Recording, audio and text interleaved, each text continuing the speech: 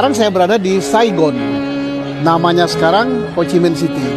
Kemudian pabrik luar biasa, dan termasuk pabrik di Indonesia, Nikkei pindah ke sini. Mengapa mereka pindah ke sini?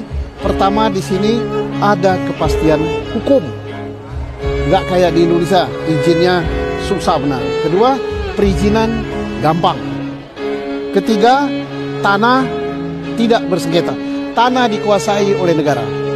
Kalau negara sudah memberikan begini, SOK, tidak ada problem di tanah. Negara menjamin.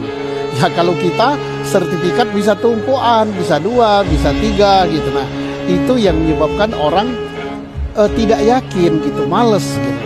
Boro-boro investor luar negeri, investor dalam negeri pun, wah. Terus di sini negara hadir.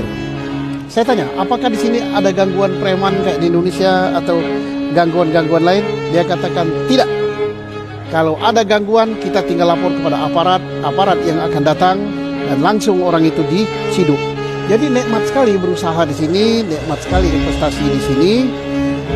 Inilah yang harus dicontoh oleh Indonesia.